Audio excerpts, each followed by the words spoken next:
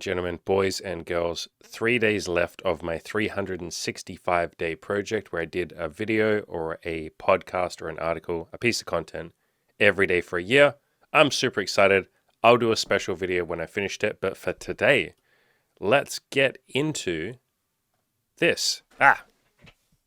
Let's get into this. So this is from one of my coaching clients, and he posted this a while ago. We went through this a while ago, but I thought I would talk about it a little bit, and I've gotten his permission for this. So he made a post saying, I've got a picnic date with a girl tonight. I feel like I want to talk about what she's looking for, but I'm worried that this is going to torpedo my chances of the pull. And by the pull, he means having sex. She mentioned something about expecting me to be in an open relationship. I will talk to her about it. I want to do it after we hook up, but I kind of feel a bit guilty about that. Like I want to have a physical connection going so that she doesn't leave. I know I've felt guilty about stringing girls along in the past, and this is a pretty common thing that I think a lot of people feel or go through, where they want something from the other person, and you're sort of like pulled in two different directions. It's on one hand, there's the honesty and the openness and not needing anything from the other person and being okay with them saying no. But then on the other hand, if you're believing the story that you need to have sex, or you need to have sex with this particular person, or you need something from this person, it can kind of pull you away from that integrity or that honesty or that acceptance that the other person might not want the same thing that you want. So you can sort of see the stress here of like, he wants to be honest. He's felt guilty in the past when he's sort of led girls on.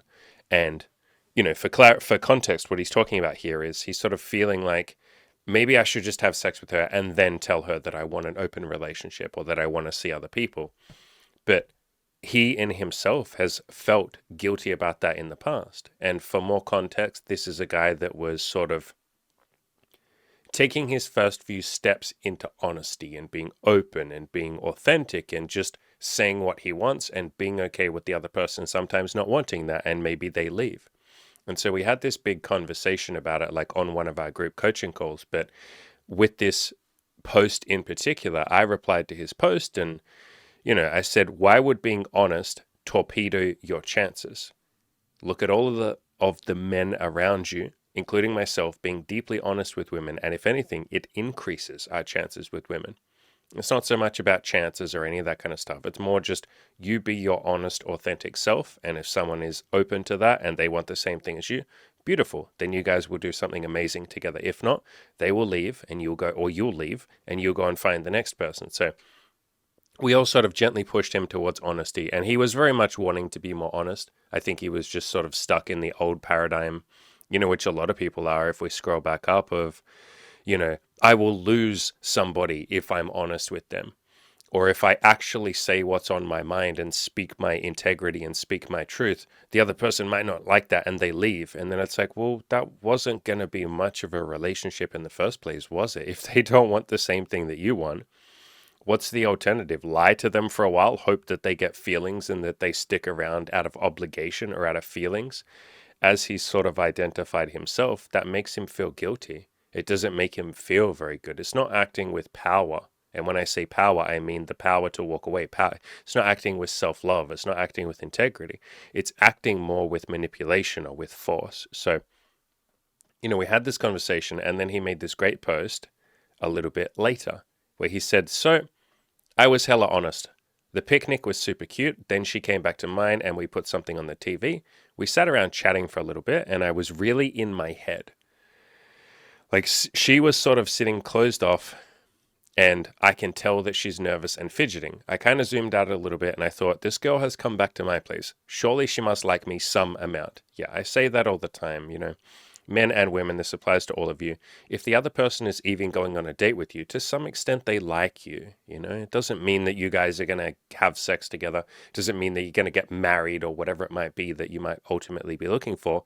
But at the very least, they're enjoying your company enough, or they like something about you enough to be there with you in that moment. And so realizing that can help you take some of the pressure off yourself to perform or to be perfect or any of that. They already like you to some extent, or they wouldn't be sitting with you, especially if they've come back to your apartment.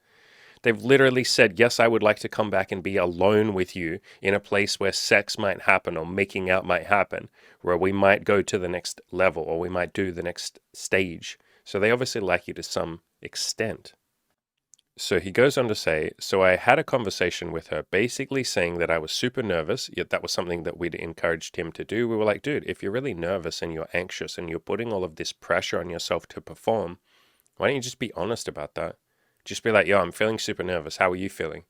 And then 9 times out of 10, the person that you're with says, I'm really nervous too. And you go, sweet, let's be really nervous together. Let's not attack, but like, let's work through this nervousness together. It's you and me versus the nervousness. Not that it's, something that you go to war with, but I think you get what I mean there. It's you and me, and let's like work through this nervousness. Let's do this thing. Rather than, oh shit, I'm by myself and I'm the nervous one and I'm all in my head and I feel a million miles away from this person that I'm sitting right next to. So he says, I had a conversation with her basically saying that I was super nervous and that I didn't know why she was here. How I felt that she had all this stuff like a house and like a normal job and she was super pretty. And I didn't know why she was here. Yeah, so for full context there, he had been very in his own head leading up to this date. And he was thinking of self-sabotaging. And he was saying to all of us, why is this girl even going on a date with me? Like, what the fuck? Like, she's pretty. She has her own apartment. I'm still living. I can't remember if he's like living with someone else. I think he's living with friends or something, or he's living with his family or something. He felt like she's better than me. She's got all this stuff going for me. Why the hell is she interested in me? And so I said, you can either stay in your own head there and sit there feeling a million miles away from this person that you're about to go on a date with, or you could just say like, yo, hey, I'll be honest, I feel kind of a little bit nervous. You got all this stuff going. You're super pretty. I'm curious, like, how come you're here? Like, what do you see in me? What are some attractive qualities about me? You could phrase it like that. But you don't have to be perfect with the phrasing, and he clearly wasn't, right? This is a pretty clumsy way, and I really admire him for his honesty and vulnerability here. This is a very clumsy way of asking that question of like, yo, hey, what are some positive qualities about me? And really what I would recommend more than anything is sit down and write some positive qualities about yourself. This is an exercise that I give to all of my coaching clients, and you guys and girls can use the same exercise. You sit down, you write a list of 50 things about yourself that are likable, like 50 qualities that you have. And if you can't get 50, that's okay. You can take your time with this. It's allowed to take the rest of your life. You don't have to get 50 right this second, but start slowly writing that list of things about yourself that are likable.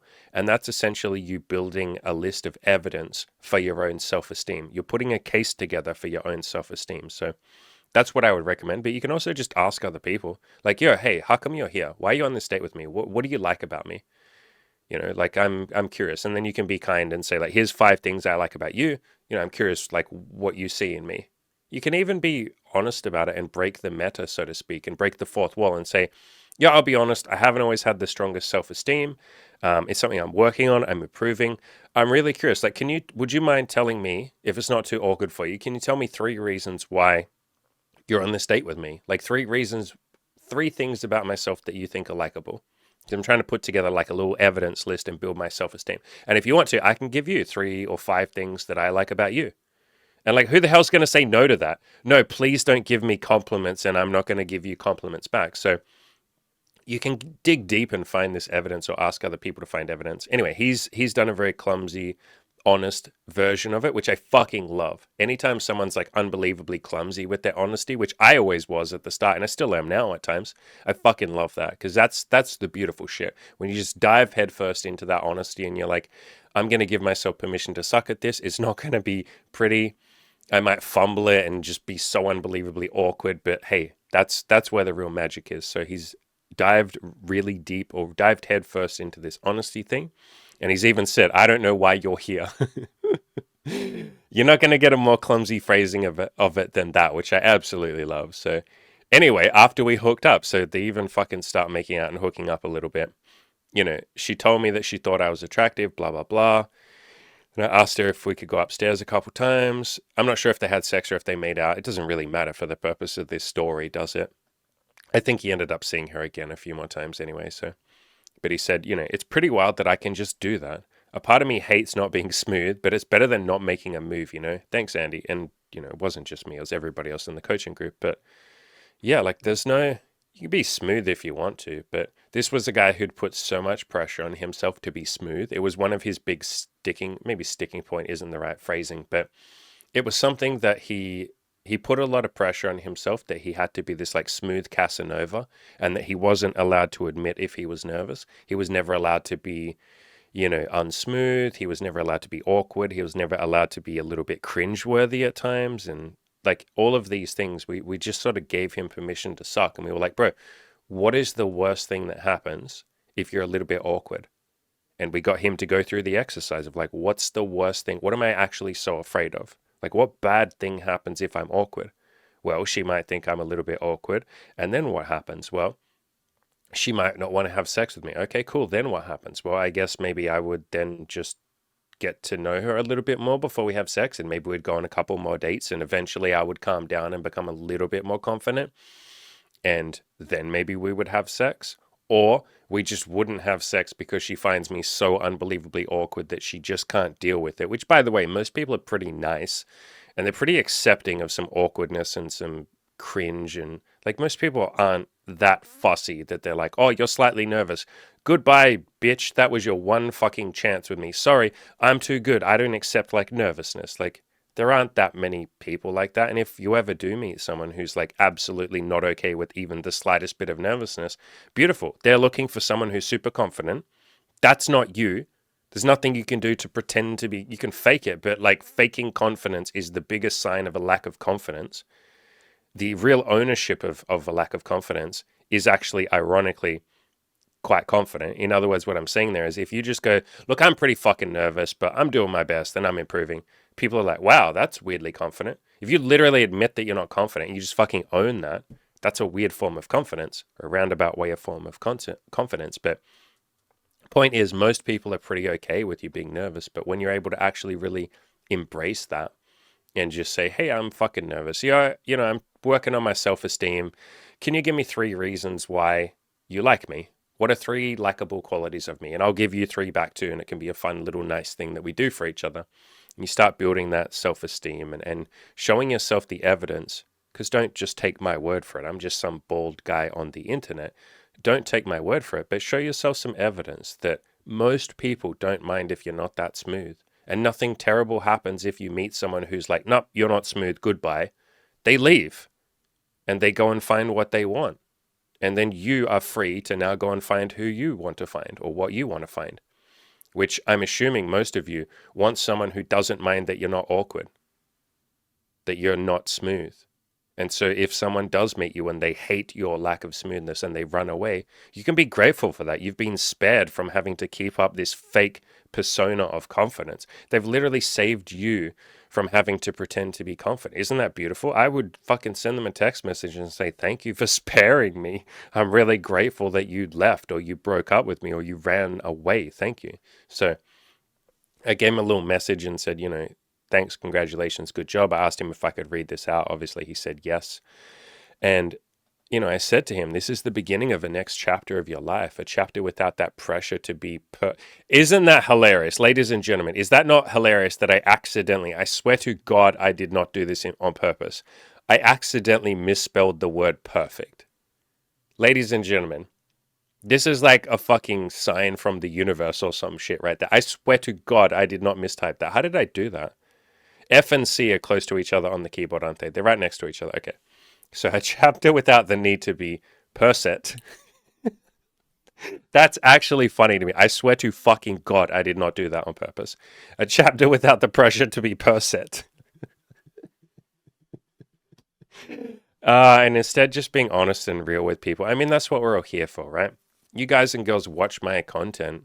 You probably watch it for various reasons, but part of, I'm assuming, at least a lot of you have told me this, you like the fact that I'm not perfect, that I don't sit here and highly edit these. I edit some of them, but most of them I don't. It's me just talking to you guys and girls. It means that I can be honest and real with you without this performance aspect to it, without being a dancing monkey who has to get all this shit right for you. No, I'm just a man speaking into a camera or a microphone, I guess, trying to help you. And this guy can just be a guy that's just spending some time with some girls and having a good time. He doesn't have to be Captain Smooth. He doesn't have to be Captain Perfect. And he was someone that had a lot of anger issues, like a lot of anger issues. And I said to him at the end here, I suspect that a lot of your anger comes from you putting pressure on yourself to be smooth and perfect, and then getting angry at yourself when you can't live up to that impossible ideal. And that was absolutely him to a T. He would put all of this pressure on himself that he had to be perfect, that he would like beat himself up if he ever wasn't smooth. He would beat himself up for his own thoughts, and then he'd beat himself up for beating himself up, and then he would beat himself up for beating himself up for beating himself up. And the cycle continues. And so a lot of that anger can come from just this insane pressure on yourself to be this perfect human being. There's a saying that I say all the time, give yourself permission to suck. I think it's so unbelievably, I don't want to say the word important, but at least in my own life, it's been instrumental to everything I've done. And I even have a saying, or I guess a philosophy. I'll phrase it as a formula, like a formula for success. And I even talked about this in my video course. I call it the 3 pillars of success. These are the things I've noticed that have helped me the most, or these are the only 3 things that have really mattered to me with all of the goals that I've achieved, and all of my clients as well.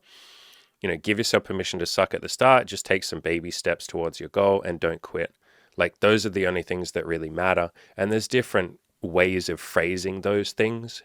Some people, instead of saying give yourself permission to suck at the start, they'll say be humble, or like be the student, or actually listen or follow the advice you're given. That's another way of saying that. People say take action, make progress, the slight edge, atomic habits, focus on 1% improvement every day, progress, not perfection. Like, that's different ways of framing the second one. And then the third one is like, just hang in there, don't quit, you got this, persevere, just keep showing up. There's all these different ways of phrasing that. Be patient, like results will come. Stick at this for years rather than just trying it for a couple of months and then giving up. But you'll notice the first one that I talk about, give yourself permission to suck. I've just found that's been so unbelievably instrumental. And nowhere does that apply more than, okay, there's lots of places that it applies, but I think it really at least it shows up a lot with dating. So many people put all this pressure on themselves, especially men, that they have to be this like dancing monkey or this performer, or they have to do a good job, or they're so focused on, human doings, being human doings instead of just human beings. You know what I mean? Like, relax into the fact that right now where you are is you're an awkward, nervous human being, assuming that is where you, the listener, are at. But at least for this guy, he's at the position where he's a little awkward. He's a little unsmooth. So accept that, settle into that, and then we can improve that. But the very first step of improving is admitting where you currently are. And if right now you do suck a little bit, and that's not a value judgment, it's not like, oh, I suck, oh my God, I'm so bad. It's like, it's a form of humility. It's like, okay, I'm not great right now. I'm not amazing. Cool. Now, what do I want to do to be 1% better? But if you're frustrated by that position that you're in right now, if you're angry at yourself for not being good enough, or if you're fighting where you are right now and saying, I shouldn't be here, I should be better than this, you're not even accepting the reality of where you are. So how the hell can we improve it? You're in denial. And what do people say? You're never going to make any improvements while you're in denial. The very first step of like the Alcoholics Anonymous group, for instance, and the 12 steps is accept that right now you're fucking powerless over this alcoholism shit. Accept that right now you're fucking struggling. And then with that acceptance, we can start to make some changes and we can start to improve. But there's got to be a level of acceptance or humility or letting go or surrendering or admission. You can even use the word admission if that resonates with you. If you're unsmooth, admit it. Hey, I'm unsmooth. That's what my honesty and, what I call autistic honesty, where you just literally say what's on your mind and you don't worry about it being perfect.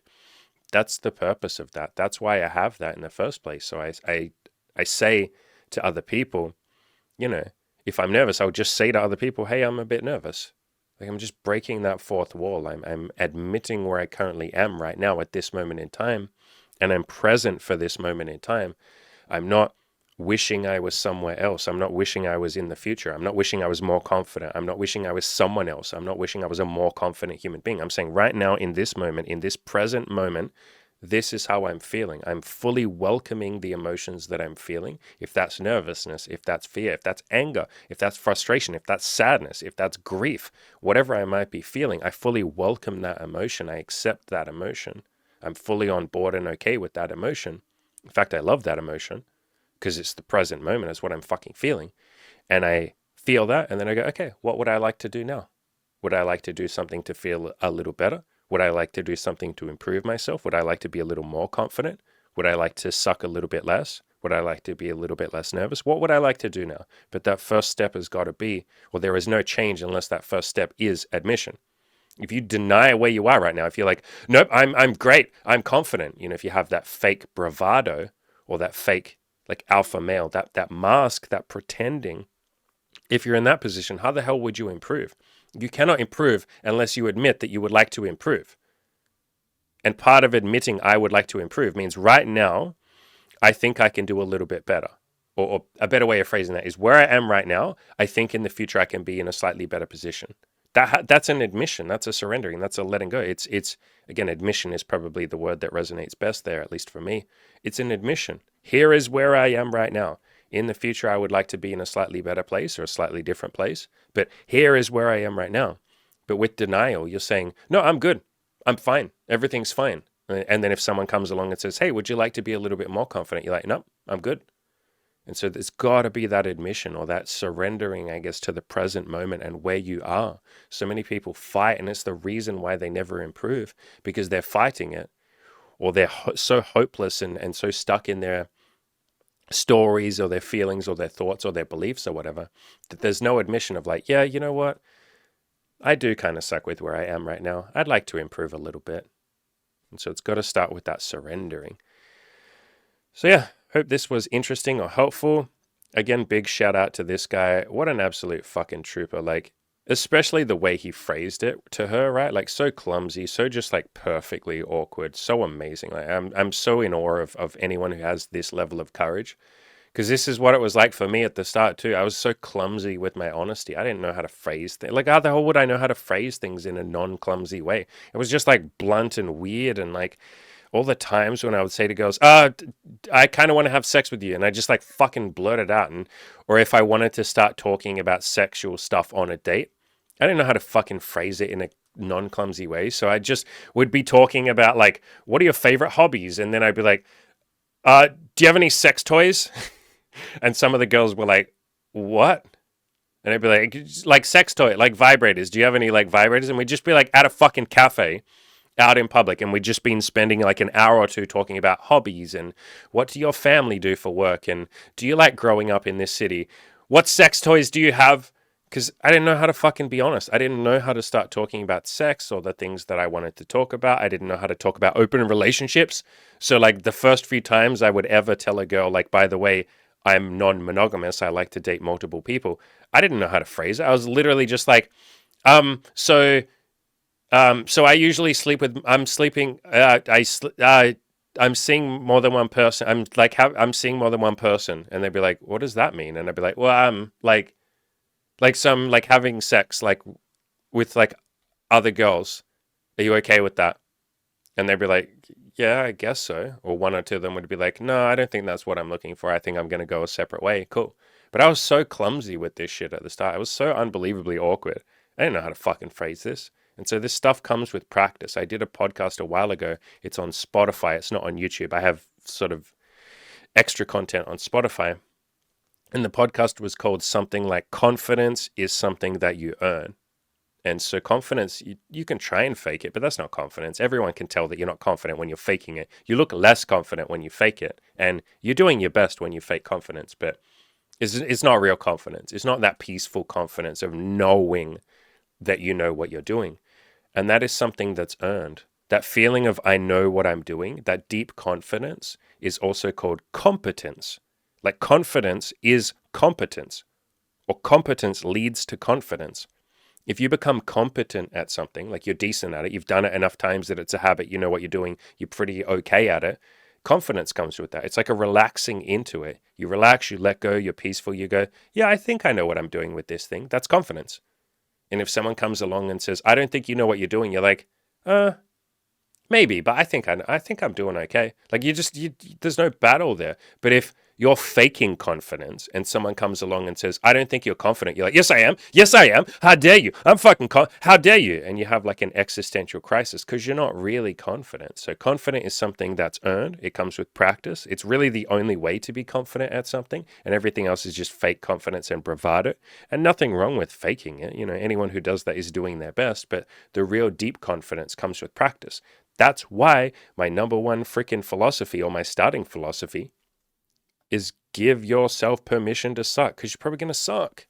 It's something you've never done before. Any new goal you've never done, especially something like deep honesty, like we talk about on this channel and in this community, that's something most of us have never done before. I'd never been this deeply honest in my life when I first started being really honest.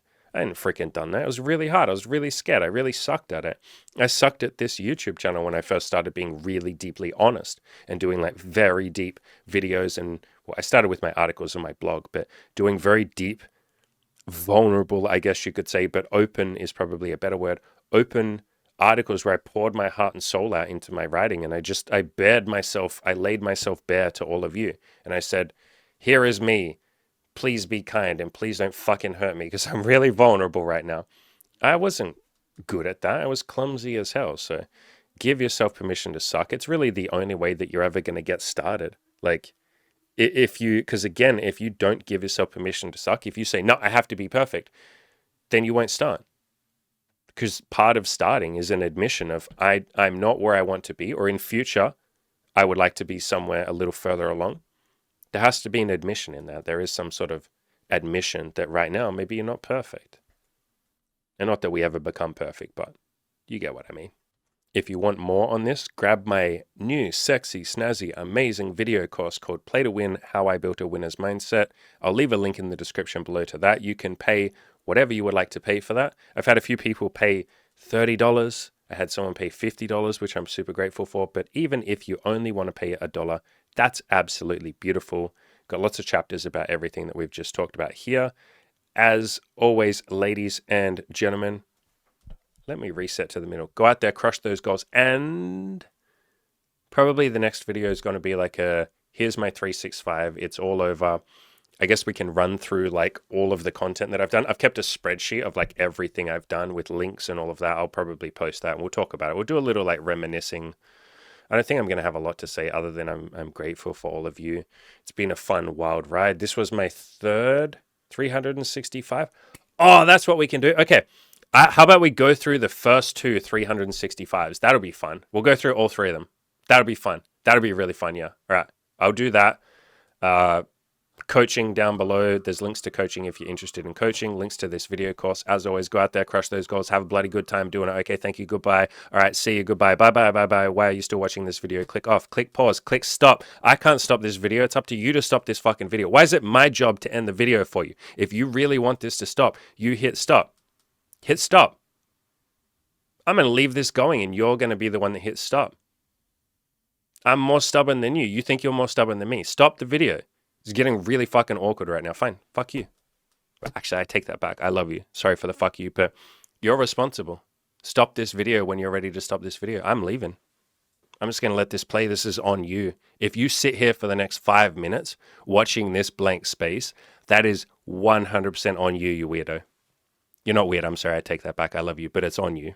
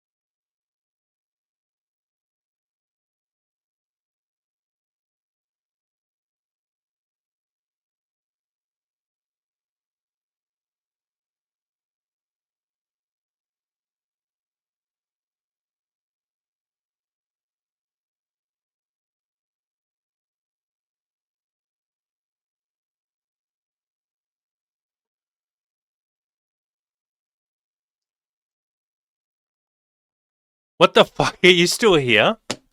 You creepy little bastard. What the fuck are you doing here? Click off. Go watch something else. Oh my god, what the fuck?